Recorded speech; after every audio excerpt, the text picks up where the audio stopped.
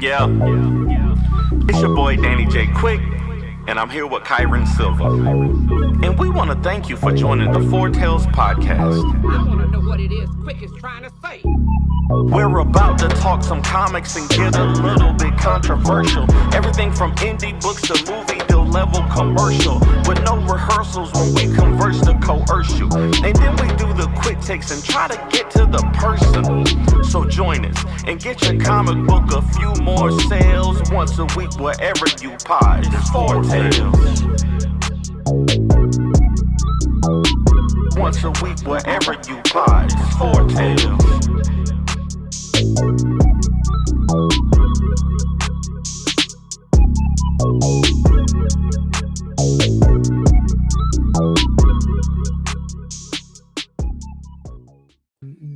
Ladies and gentlemen, boys and girls, children of all ages, Towards Comics in collaboration, finally, after 2 weeks, with Four Wall Productions, respectfully brings to the 141st episode of the Four Tales podcast. I'm your host, Kyron Silva from Towards Comics. Across the way is the lavender wordsmith of Ace Blade, the black jelly bean of... I was going to freestyle everything else, but I can't do it. Danny J. Quick. And together we are your two award-winning blurred comic creators here to help you find your next favorite comic. We are live on the Age Geekdom Network via Facebook, Instagram, Kick, Twitch, YouTube, and Danny's TikTok. So if you're listening or watching us live, thank you for your support. But don't forget to like, subscribe, share, and review this podcast. All your positive reviews, interactions help us reach a bigger audience. Danny, what's up, man? Hey, man. How you doing, Kyron, man? It's good to see you. It's good to see you. It's been 2 weeks since we've talked live like this. I was going to say, we talk almost every day. Like, I actually remember like not talking to you for like 3 days in a row, and it didn't feel right. Like it was weird. It's like, dang, what's up with Kyron? Is he okay? Am I okay? Why haven't I spoken to Kyron? What's going on? Yeah, actually, I've gotten a couple messages this week, or at least the last 3 days, be like, hey, you haven't been posting on social media. You all right? And yeah, I just don't feel like it. It's don't feel like it. Yeah. Just don't feel like it. Just don't feel like doing crap right now. Give me a minute. I'll be back probably next week to talk stuff. I mean, I got to, because we got 24 hours left in my Kickstarter. We've already hit goals, so we're refining there. But if you guys still want to get one of those coloring books, you still can go to the website, look up Tourist Comics coloring book. You'll find it there. But you got 24 hours starting now, so get your pledges in. Yeah, and maybe we can reach that first stretch goal. You literally launched the podcast, launched it at this time 2 weeks ago. Like it was, yeah, you're right. Literally, I was like, you're like, what are you doing? I'm just launching a Kickstarter that nobody knew I was going to do. That was the stupidest thing I've ever done. Congratulations on hitting your goal. But our guest might be able to tell you some better ways that you could have done this Kickstarter, honestly, because I don't think launching a surprise Kickstarter is the best way to do it. But you were successful. So who am I to say? Yeah. All right. Well, we do have the amazing Tyler James from Comixtribe, Comixlaunch, Comics Food, Comics Trucks. I don't know what else he has that's comics, but you know him from all his videos and his ads and his amazing books, and we're glad to have him on the show. It's great to be here, gentlemen. Happy Friday. Happy Friday. It's not Friday when you're an artist that your writer tells you have to ink these pages by the end of the month. I'm just saying. Yeah, the weekend never starts, right? No. I wonder what project you could be talking about. But either way, we're glad to have you. We're definitely going to be picking your brain, but we're going to be talking about your journey mostly. So for anybody who may not know you, Tyler, give us a little background on you, where you're from, and what do you do in comics? Yeah, absolutely. I am the publisher of Comixtribe, and I am the host of the Comixlaunch podcast.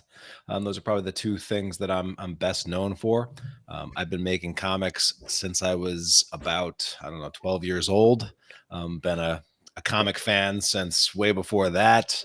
My mom had conversations with like teachers and things about like, well, what should we do when Tyler realizes he can't actually be a superhero when he grows up? And it's kind of funny coming full circle, because my son informed me just the other day that he will get his superpowers when he's 9 years old. He's 6 right now, going on 7, and then he will become a superhero. He's got a little, but he won't. Yeah, it won't be until he's 9. So again, I may have to deal with that same problem of of breaking the news that not actually going to become a superhero, but doing the next best thing and making superhero comics is kind of how it all ended up working out. So now, did he say what type of superhero he's going to be? It's probably going to be dinosaur-based power set, because he is in a major dino phase right now. Okay, as long as it's not Batman centered, because that'd be bad for you. Very true. Very, very, very true. But yeah, I'm someone, I started making comics pretty early, and that was my thing all throughout middle school and high school, and this was like pre real internet, so just kind of figuring it out on the fly, dog earing my How to Make Comics the Marvel Way book. I still got mine. Yep. I got a copy over there too. Yeah. And it was kind of it was what I did. And then there was probably a gap of about 5 years with college and then post-college and things like that, where I just kind of left it behind, and eventually felt like that creative void. And so in my mid-20s, I kind of discovered the comics internet, forums with creators in there, took some classes on comic book script writing, and discovered so many, just the art form had kind of leveled up, and there was a lot more than just superhero stuff that was getting a lot of traction. And so I kind of got right back into it, and have been sort of publishing and making comics ever since, pretty steadily for the last 20 years. I love it. So so I think I ran into your content with the Kickstarter videos that you made. You've been doing those for a while, but also the sync books I think kind of exploded. I think I saw those pretty early, and I knew your association with them. Is that your biggest project right now, or have you worked on something with more reach than that? Yeah, so it's interesting. The probably the project that has had the biggest reach that I've published is not it's not a comic. It's actually a children's book series called C is for Cthulhu, and it's that was something that kind of on a lark built with a couple of friends of mine, and just the other day we signed a Spanish publication deal, so this is like the 4th foreign language it's going to be in. We've gone back to printing like 6 times on the thing. We just released like a 10th anniversary like expanded edition, and so like that book and that series is probably the biggest thing in terms of total reach, but it's not, a little bit outside of the comics. It's more of a children's book and children's book series. If I sound a little tired, it's because the mother, we also sort of do the children's books, but also expanded into plush toys and things like that. And so every year we release like a new limited batch of new toys related to like our versions of creepy and cuddly Lovecraftian characters.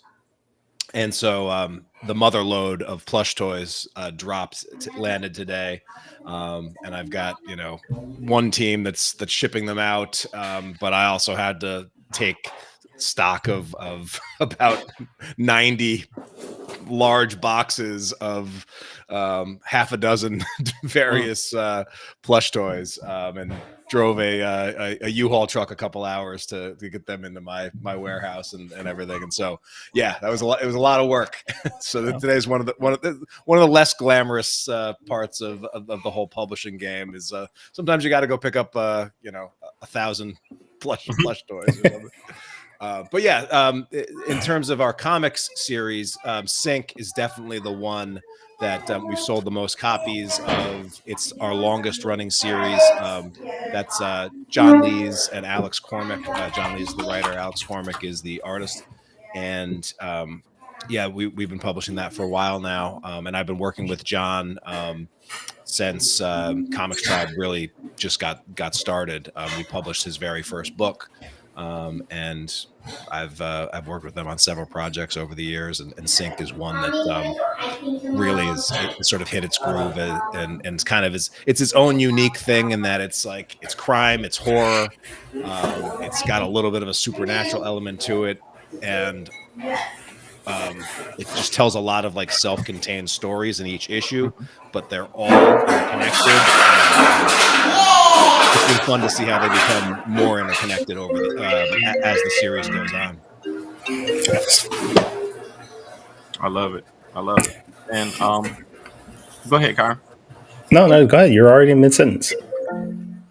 No, man. I was gonna go back to what we were just talking about. I think me and Kyron had a small debate before he launched his last comic. What do you think is the standard amount of time that you need to start promoting your book before you launch it on Kickstarter? Yeah. So I mean, it's interesting, and there is I guess there is something to say to sort of the surprise drop, right? Beyonce can get away with it, and but I think it also a lot of it will depend on where you're at in your journey, and so for most creators, I got a message from a creator yesterday, and he's like, hey, I came across some of your stuff. I don't know why my comic didn't take off. I've got it on Kickstarter, and let me know if you have any tips, right? And I pull it up, and one of the first things I see is, well, it's been live for 2 days, and he has 0 backers. And when I see that, I'm like, okay, well, you didn't do the very first thing, and that is, I would never launch I would never launch my first Kickstarter without getting at least someone in my world to confirm that, hey, I'm going to be there the second you launch, right. So that it's sort of the busker putting a few dollars in the pot right. before they start playing, right? Because you want to make sure that there's momentum to it. And so I usually want to see people prepping an audience for their launch at least a month out. But there's a lot of times saying in marketing, the longer your runway, the bigger your takeoff is going to be. Yeah. And so but at the same time, there are some creators, especially if you've been at this for a while, if you've been building equity into your Kickstarter account, you've got a ton of past backers, then a surprise drop that's going to notify hundreds, thousands of people that have supported you in the past. That might be the kind of thing where, hey, it could work. So it's not it's a terrible strategy or anything like that. And then also depending upon what else you have coming down the pipe, sometimes it's just hey, want to get this out because this is just one of a half a dozen things that I'm going to be doing this year.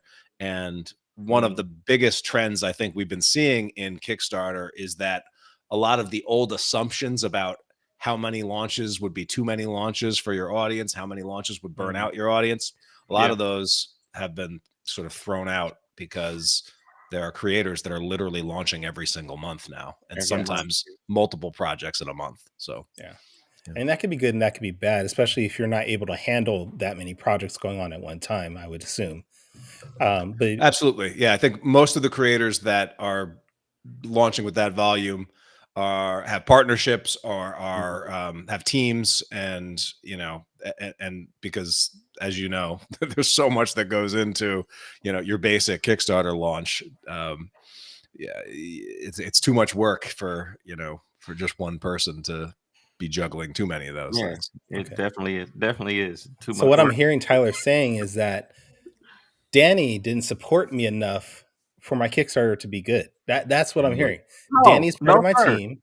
I was literally the first person to back your Kickstarter. I was your busker to literally say, "Hey, whatever it is that Kyron does, I'm gonna support it." You didn't even tell me about it. You didn't. I talk to you every day. We already said this, and you didn't tell me about the campaign until it was launched, and I still supported you. So don't even try that, sir.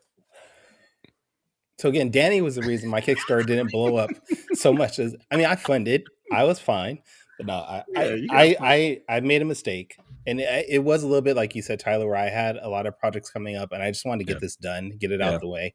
There was a little bit of hubris in it. I was thinking, hey, maybe I can just drop this thing and see how much my fan base really will support me. Yeah. And yeah, as creators, we learn these things. We learn what works, what doesn't work, and hopefully we grow from it and next time do better.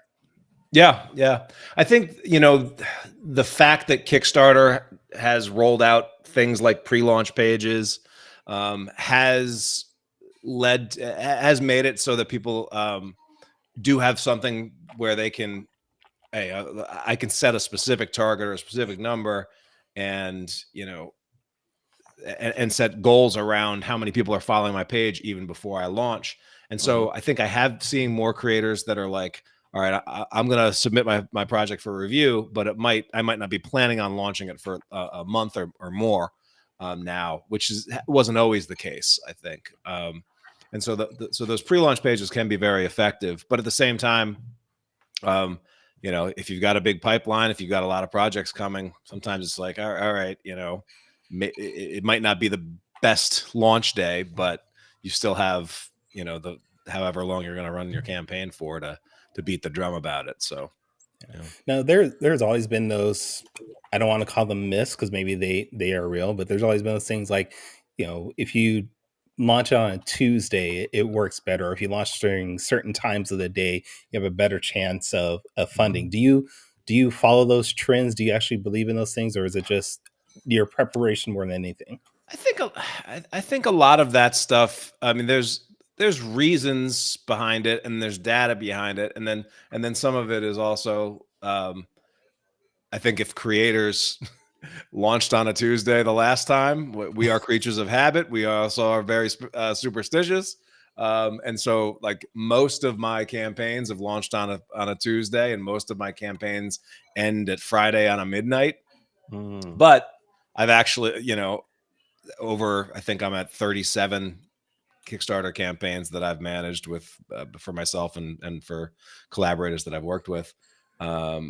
And I varied that start date, I varied that end date, and they all kind of work out. So, Tuesday does tend to be a pretty popular day, but my advice is, the best time to launch is when you're ready to launch and when your audience knows it's coming, and your audience is excited about it. You're ready to Audience back. knows it's coming. That right there, what you just said. I think we can. All right, we don't need Danny anymore. He's just Oh, We can close the book on that debate. They got a vicious Yeah, button over here. That's how he does. I just I get him back by taking 2 weeks off. It all balances out. No, no. But no, I think that's great, man. I think social media has changed so much in the time that I've been on here.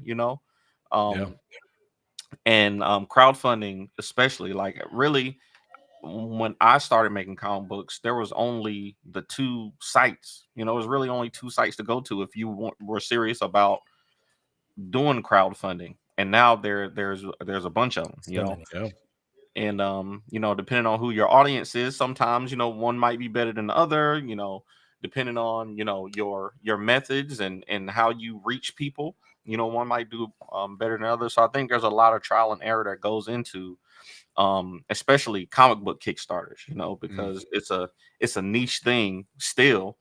Even though there's some big names on there now too, like even, you know, the smaller studios, shoot, the big two have done, you know, Kickstarters. So Yeah. I just think that you have to, like you said, you gotta figure out what works for you. And you know, that might take a little longer than, you know, you want it to. But then you also have, you know, folks like you that you can go to and people in the community that you can lean on for that information. So is that why you started the Comics Launch brand, or is it?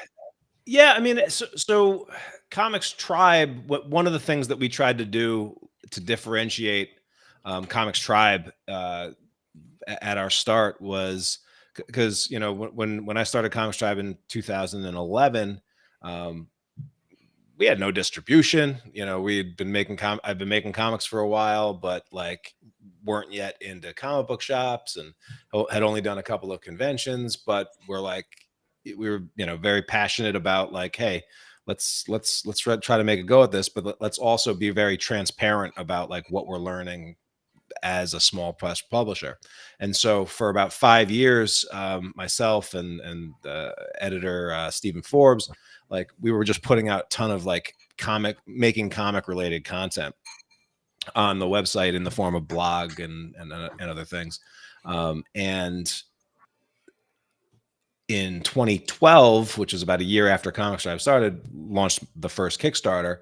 And, you know, the first campaign that I did, you know, had an $8,000 goal, and we ended up raising like 26,000. And that was like a game changer, because if you added up all of the, you know, from all the sales that I'd made for like the previous, you know, since I was 12 years old, selling a comic set of my backpack for $1 a pop, you know, that one Kickstarter kind of blew out the performance of, you know, years of doing conventions and other things like that in just one launch, 30 days.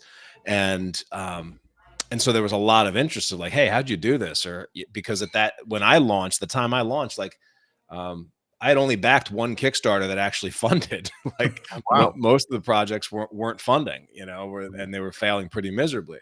And so I started on the Comics Tribe blog, writing a lot more content around Kickstarter and things like that. And then continued to launch, and it continued to work and continued to come up with new strategies and things like that. And, but I sort of, and then I, like, our books were getting distributed into Diamond and getting reviewed on all the sites. And some of our, you know, reviews are actually pretty darn good, you know, working with people like John Lee's, launching books, like some of the books even before Sync, we're getting really rave reviews. And I sort of realized as publisher, it's like, oh man, you know, I think our books are now better than the sales for these books. So I went on like this blitz of, all right, I'm publisher, like that's my job. Like, I need to, you know, triple down on marketing and how to get this stuff out there. And so I did a deep dive and started, you know, reading marketing books and listening to all these marketing podcasts and things like that, and just kind of really got sucked into the podcast world. And it's kind of like comics. You read enough comics, eventually you're going to try to make one. You listen to enough podcasts, eventually you're like, hey, why don't I have a podcast, right? I like to talk about stuff. Yeah, I got opinions. But I was like trying to combine the stuff that I was learning in marketing that I was applying to comics, but then I also wanted to apply it to the podcast, where I'm like, all right, I'm not going to make just another comics podcast, because there are a lot of them. And so I really wanted to niche down and say, all right, well, you know, I would never be able to make the best podcast on creating comics, but but I could be the number one, like in 1 week, I could be the number one podcast in the world for comic book crowdfunding on Kickstarter, because there were no podcasts in comics. But you know what, you know, so that's what I did. And I'm like, all right, so I'm going to focus on the crowdfunding and we'll do this. And then also there was a real mission around it, because at the time I launched the Comics Launch podcast, more projects failed than funded. Mm. And, you know, having, and you guys know, like the amount of work you put into a launch and like how vulnerable it feels to hit that launch button and be like, is anybody going to like this? Are people going to come? And all the anxiety and everything that goes into it. And then getting outside of your comfort zone and telling people about it and doing all the other stuff. Like, so the stuff, by the time I launched that podcast, I think I'd already done like about $100,000 in funding and had about 5 or 6 successful launches, and in different sort of styles of books, hardcovers, single issues. The children's book series was a big hit. And so, so I'm like, oh, this is a pretty replicable process.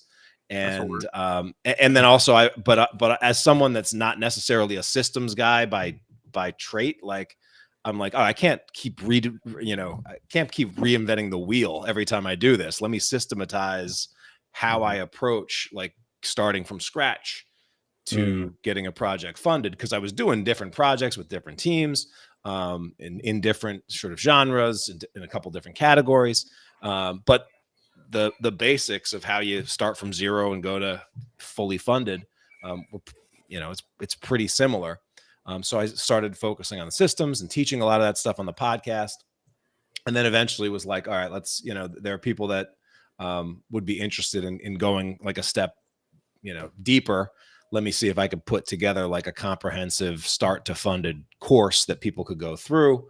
And that sort of became the back end of the Comics Launch podcast, to have a course, some coaching, and a community behind it that could help support and fund it, and eventually that became when I left my I'd been sort of doing the building Comixtribe and doing the Comics Launch podcast as sort of like a side hustle, outside of working 9 to 5 at a pretty standard day job as an educational game designer.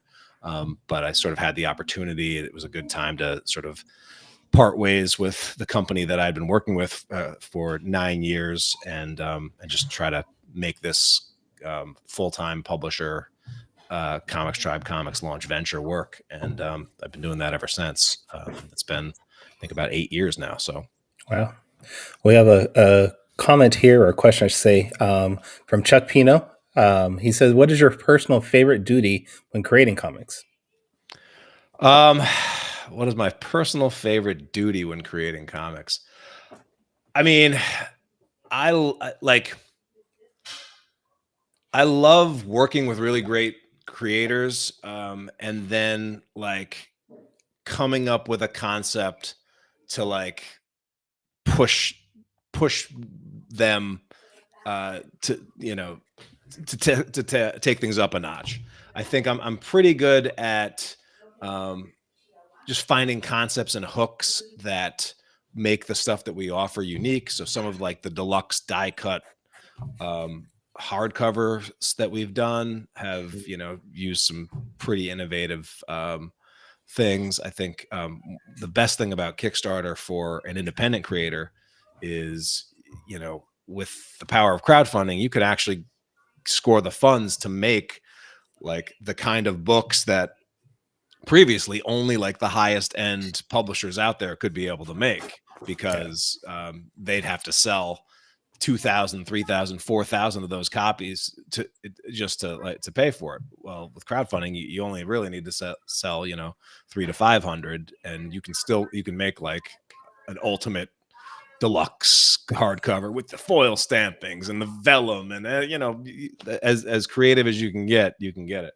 So that's one of the things that I really like doing is just, all right, the story inside is going to be great. What are these variant cover concepts that we can do that people are going to love? And so, with Sync, we've been doing, like, for our Kickstarters, we've been doing these really cool connecting covers. Right behind me here. So this was an Alex Cormack. Hold on, let me print. See if I can. But this is so for the last release, this is actually 4 covers that are each of the variants. And yeah, and turns out when you offer a collecting cover series, a lot of the diehard collectors will get all 4 of the covers. That's a good idea. I Really got helps. this Western comic that a connecting cover would go great with, even though my artist has already done 4 covers for it. Literally, I've drawn 4 covers Only all 4? last week. Only All 4? I drew them all last week too. And they're all good. Yeah. I'm like, man, I want to use all these, but a connecting cover, that's a great idea. You're only on issue. We're only on issue 2. Hey, don't worry about that. We Yeah. got to do something for the collectors. Yeah. So coming up with those concepts it has definitely been something that I particularly like. And then I've just the last Kickstarter I did wrapped last month, which was called Oxymoron Killing Time.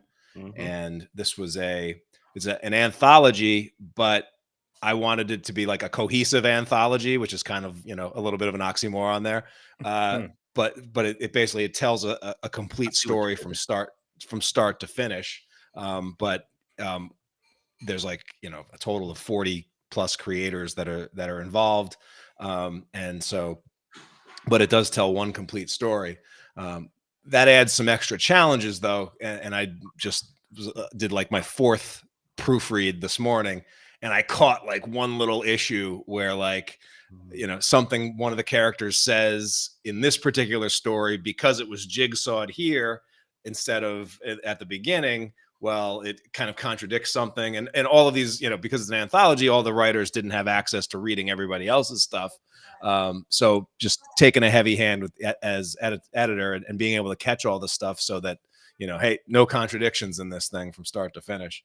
And so that's one of the things that I've kind of enjoyed puppet mastering this thing to really make it even though it's an anthology and it's got so many different artists, so many different art styles, a lot of different writers with different voices, I think it's going to read very cohesively. And that's one thing that I like, because I'm hoping people, don't treat it like a lot of anthologies where like, I'll pick it up, I'll read a couple stories and then put it back and flip around or whatever. To see, I hope people like actually just get sucked into the story, even though it's all these different talents involved.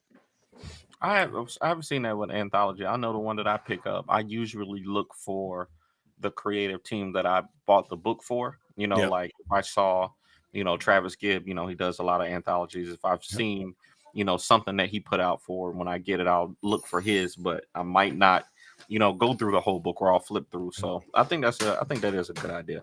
Yeah.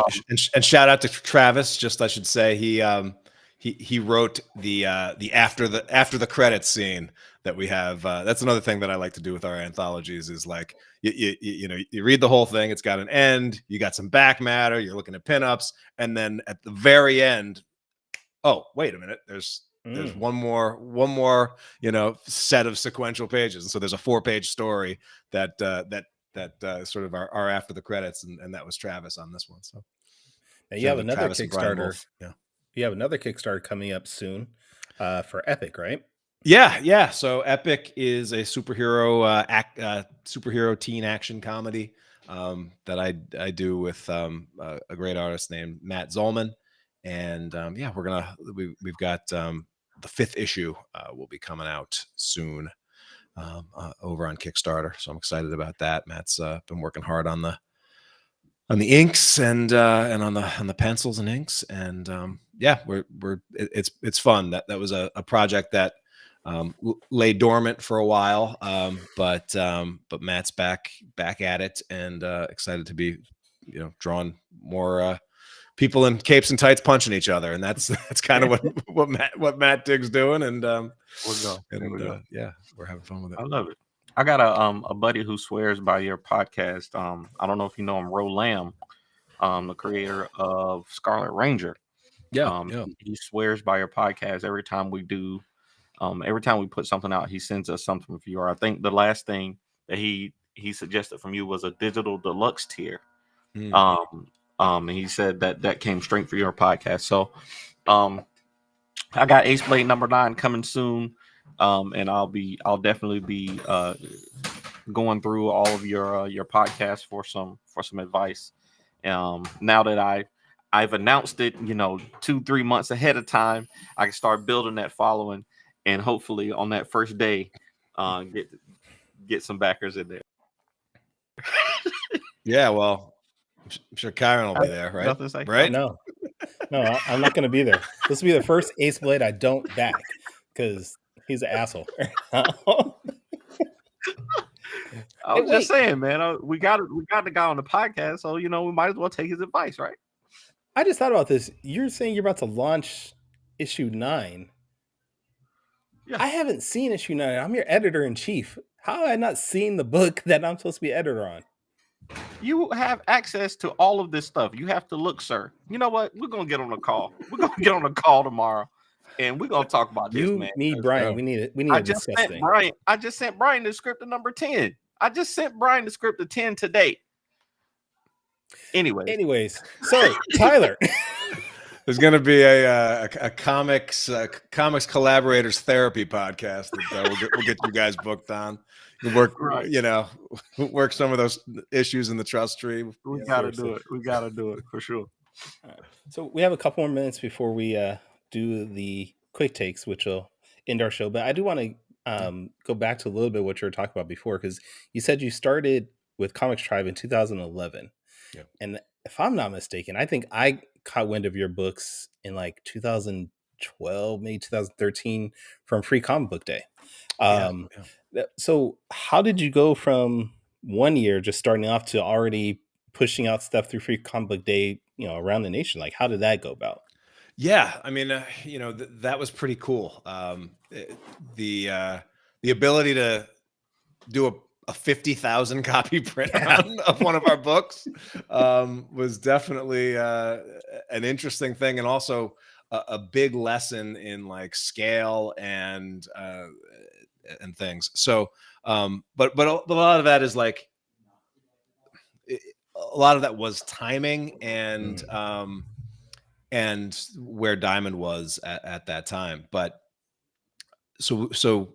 The Kickstarter in 2012 was very, very helpful because it solved one of the problems that I think a lot of creators face when trying to like level up their distribution is, when you put a book out through Diamond, you have, and especially if it's going to be like a series, which is what they usually want. Sometimes, you might have to solicit and then print 2 or 3 issues of a series before that first Diamond check comes back your way. And so unlike the Kickstarter model where the creator gets the funds up front and then they can use those funds to pay the printer and pay all the bills on the back end, Diamond will give you an order and then you invoice them 30 days, and they'll pay usually 30 days or so after they receive the books from you. And so the nice thing about having that Kickstarter and that first Kickstarter that kind of overfunded and did pretty well is that we had some money in a bank account for the first time as a comic book creator. And that allowed us to sort of scale up a little bit. It's like, okay, well, there's enough money here to print these books, but we also, while we're waiting, we can green light getting into Diamond and getting some of these books, these other copies printed, knowing that we have enough in the coffers to float and keep things afloat for a while. So that was big. And then with Diamond, the nice thing about Diamond with their Free Comic Book Day program is that they do open it up to any publisher within their network can submit a book and apply to be a part of it. In the early or when we were in it in 2013, 14, and 15, they accepted, I think, between 50 and 60 books, and the event was getting bigger and bigger and bigger. In recent years, they've pared it down, so it's actually a lot more difficult to be accepted. But they've also tried to be more discreet about having most of the books be family friendly and things like that. So I believe it's tougher to have a book accepted for a free comic book day now, but it still happens. There are still creators that are able to get books in there, and the cool thing about it is, and that most people probably don't realize, is like when you're printing 50,000 copies of a book, the cost per book gets to be around 13 cents, 13 to 14 cents. And Diamond would buy them for 20 cents. So even if you're making 7 cents per book, it was still like it was breaking even or doing a little bit better than breaking even at that volume. And so it also wasn't like we were going into the hole massively to produce those books. Did have to have a I mean, it is still had to have room on the credit card to float 13 grand or 15 grand or whatever it was for that print run. But the other nice thing is like most of the books were being printed by the same printer. And they sort of had it so like we're going to print with them, and they're just going to ship all the books to Diamond like together. So there was some ways to save a little bit. So it was less difficult than it might have been otherwise. But so that was a kind of a cool opportunity to just get a massive amount of our comics out there into the world and see pictures all over the internet and people talking about it and taking pictures. And we try to do some cool things like put a contest in the backs of some of our free comic day books to also build our email lists and other things like that. So did a lot of experimenting with that, but definitely a great opportunity to just get a wider reach tapping into that event. I love it. I gotta definitely scale to ordering more than 100 comics at a time, because those numbers definitely fall the more you can order. So I think that's dope, man. Thanks for coming on the show, man. But before we go, we have to do quick takes, man. We have to do quick takes. All right. One of my favorite things, one of my favorite moments of the week. Kyron, I'm ready when you are. All right.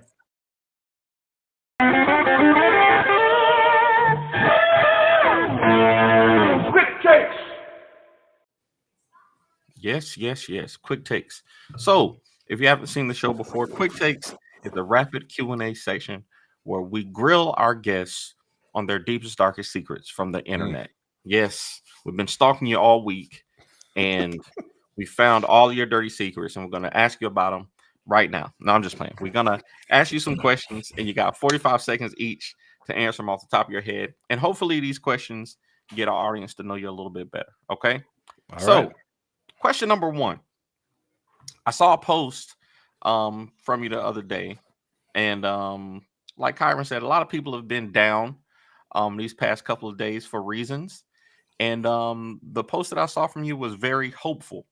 You were talking about how extremely blessed you were to be a dad and how that gave you a positive outlook on life. So my question to you is, how does your positive outlook help you in comics? I mean, we as comic book creators are kind of silly, crazy people in that most people don't most people in our lives don't really get why we do what we do and how we do it. But we have to literally believe something before we see it in order to make it happen. And the ability to like get that initial kernel of a brilliant idea and then do all the work and all the tough work to actually get it through all the stages into book format. You can't do that unless you have either, really thick skin or just a strong positive bent towards seeing it through. So yeah, it's crucial. Absolutely. Great answer. Okay. Question number 2.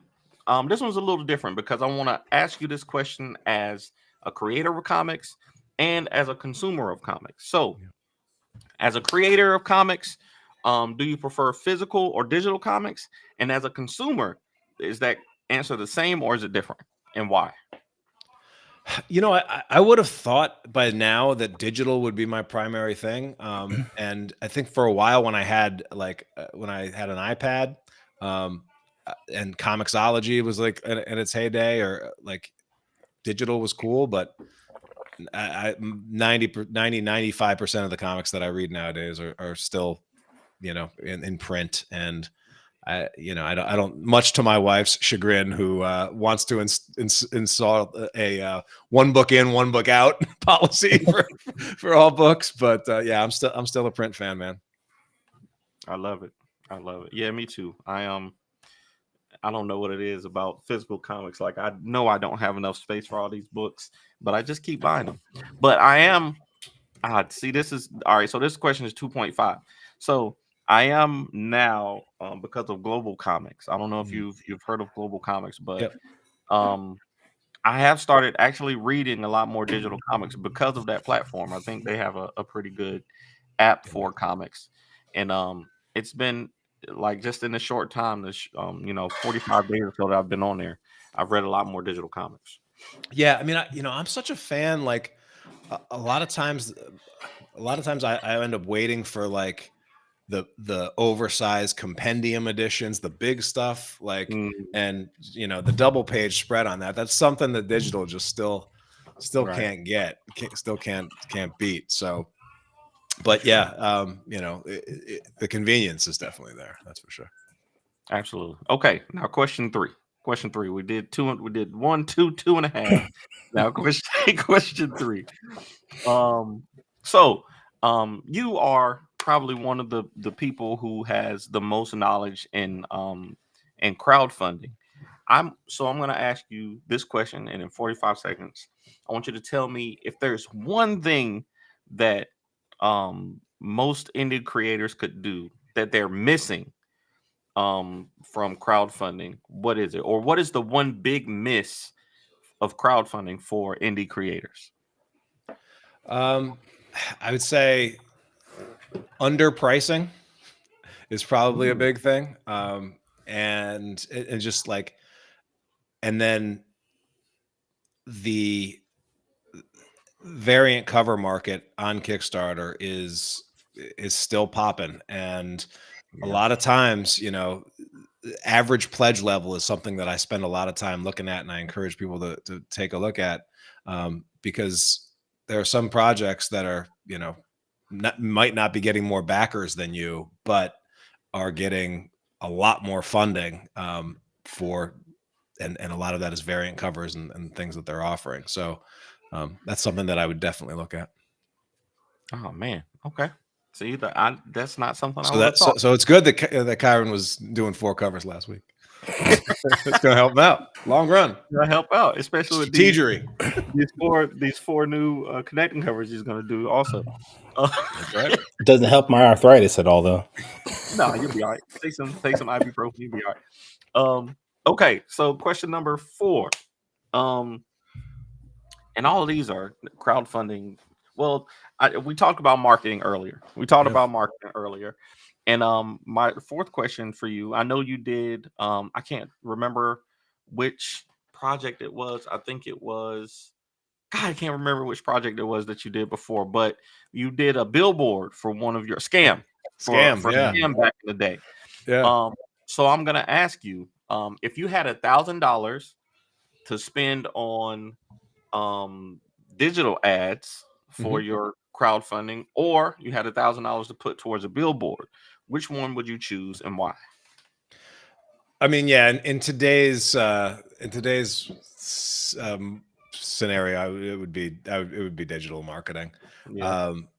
The cool thing about like, we were looking at billboards, or we were looking at like the various big comic news sites, your Bleeding Cools, your Newsaramas, a couple other things.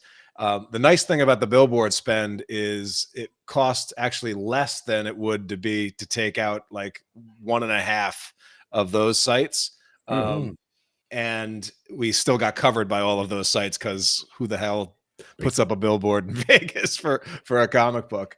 But did it, result in massive, sales or other things like that? And it wasn't, it probably wasn't, it was very hard to measure the results of that. Whereas, if I put $1,000 in digital ads, which I think I did for my last campaign, and it was able to pretty much measure that, hey, we're getting a really strong return on investment here.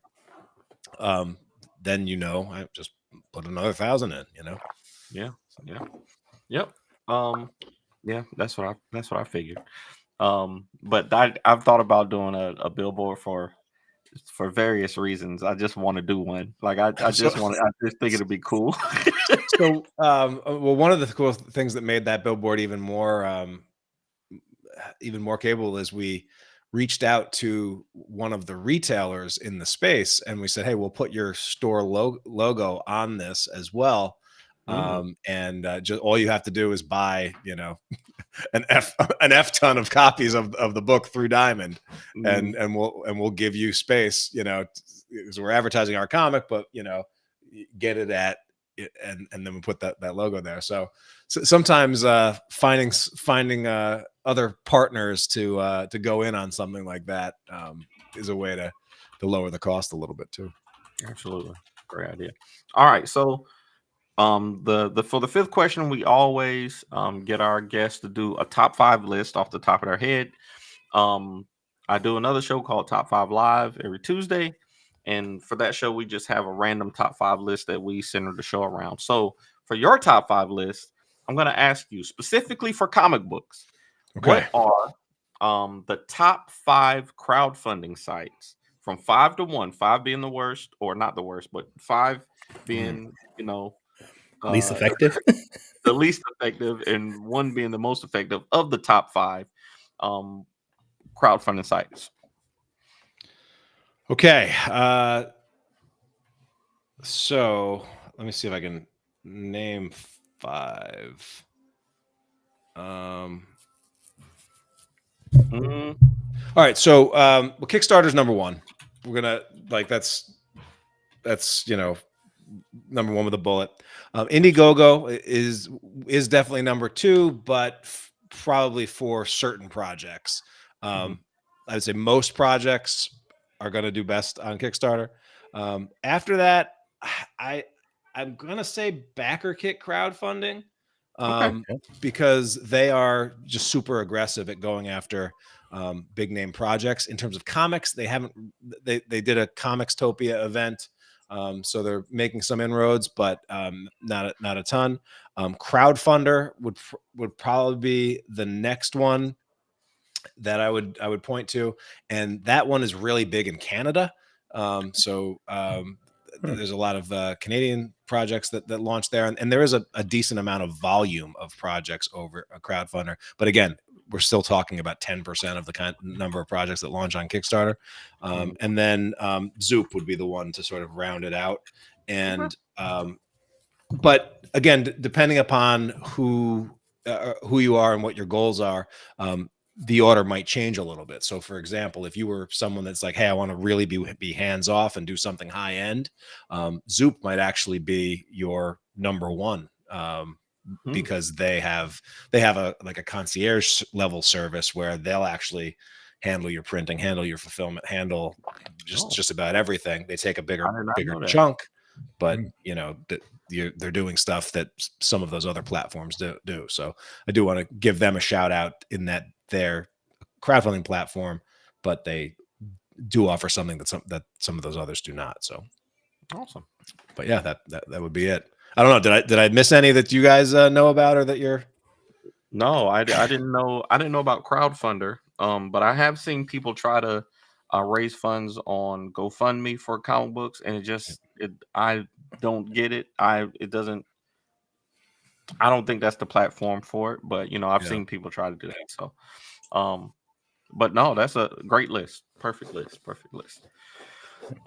Thanks for doing that, man. Quick takes this week is brought to you by what is it? Gemini Comic Supply. If you go to GeminiComicSupply.com, you get 10% off if you use Ace Blade when you're checking out the promo code AceBlade. I'm away for a week.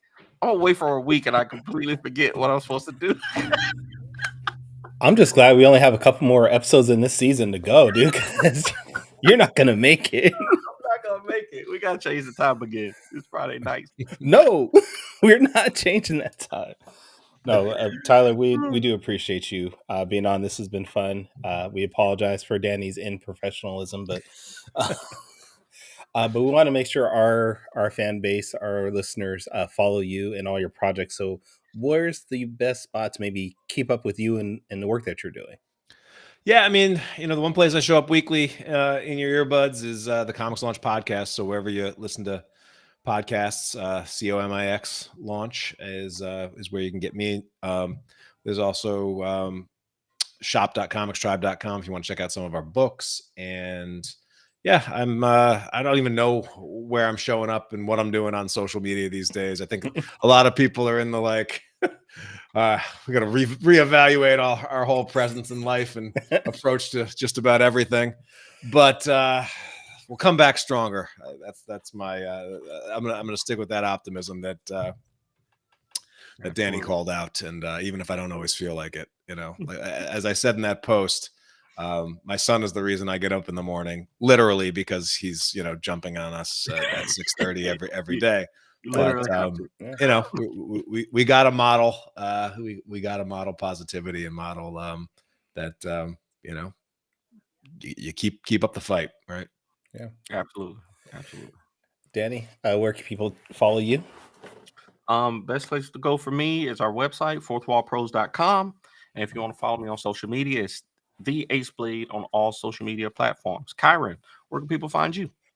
You can find me at tauruscomics.com. I am on all social media platforms under the handle at tauruscomics, which does include X right now still.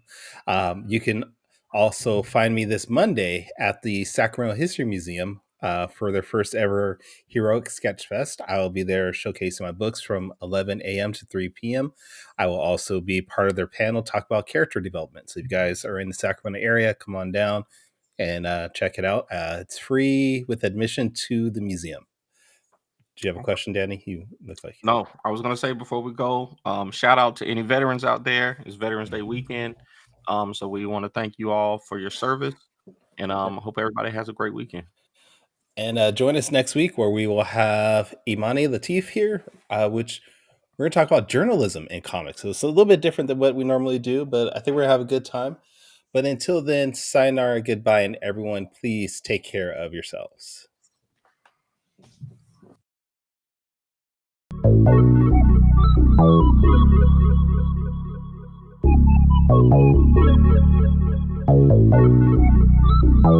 want to know what it is Quick is trying to say.